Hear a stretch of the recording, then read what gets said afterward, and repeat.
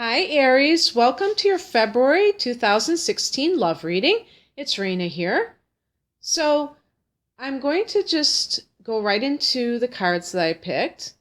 For your current position, and this, of course, is going to be in February. So, if you're listening in January, just realize this may be a future trend, is the Hermit card that you will be kind of feeling at the time during that month. And this is very apropos, especially at the end of the month, because the sun will be going into your 12th house, and that is a time when people tend to go within. And so the Hermit is an energy that is not typically associated with an Aries, who is a very active person, as well as a very extroverted person.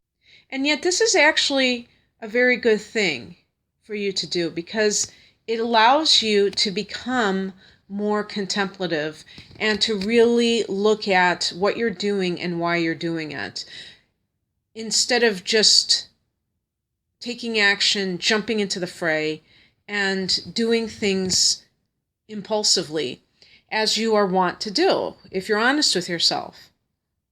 Or at least most of you. Some of you may be slightly more cautious depending on the other signs and other planets, but basically this is part of your nature to be very capricious, very rash at times, and this can extend itself into the relationship arena. The reason why you are becoming the Hermit is the Knight of Wands.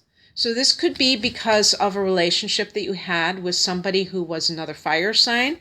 If that's the case, then the relationship really was of towering inferno, because sometimes fire signs create a bonfire and it gets out of control. Tempers flare. There can be a lot of passion, but there can be a lot of competition, contention. But that could be you. You might have been a little bit too much of a loose cannon in some way, and that spoiled the relationship. So whatever it is, you're starting to look at yourself, and that's good. Now, the higher message, or the message from the universe, which is kind of reminding you of the overall purpose of this lesson in your life, is the Ace of Wands. And so it can be suggesting that there is an opportunity that you either know about or that will make itself known to you in the near future, where you have an opportunity for starting a new business, or for starting a new job, or even in a creative pursuit. It could be a possible relationship, but it's letting you know that one door shuts, another opens, and your life is not over. You're actually beginning a new situation. Very interestingly, the advice is the World card. So the World card is the last card of the major arcana, and it does indicate a completion. But there is a holistic sense in all of this, when it's in the upright position, that something was successful and now it's on to the next phase. So there is some sort of victory. There is some sort of thing that you're wrapping up. Maybe it's a project. Maybe it's something that you've been working on for a while. And now you're going to be harvesting, and then you will go into that new phase of seeing the results coming in and taking off in whatever this endeavor is. And so the Ace of Wands is just reminding you that, don't focus on what you've lost. You've gained so much more, and you're gaining every day. What you need to watch out for is the King of Swords. And so, again, this could be you. This could be another person that is on the scene. I think if it is you, it is asking you, because if this is a challenge card, you really need to get in touch with your feelings. Now, swords relate to air signs. So typically, a fire sign doesn't have the same issues as an air sign in terms of being rather aloof and removed from any kind of emotional interactions. The king means that the person has their emotions under control. But maybe it's saying that you don't want to veer into the other extreme of becoming rather out of touch with your feelings because you're trying to protect them so much.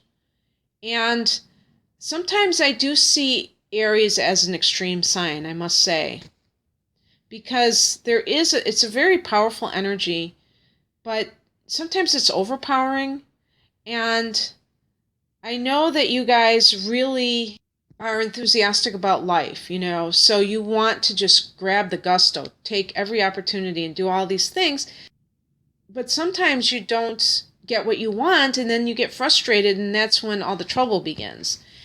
The other person can pay the price because you're frustrated and you don't feel like life is going according to plan, and so you might take it out on the other person. So it's just something to look at in terms of really making sure that you're the best of the King of Swords, which is to be ruled by logic and to impart it onto other people and help them stay on an even keel, but at the same time not become an unfeeling person who doesn't care about others.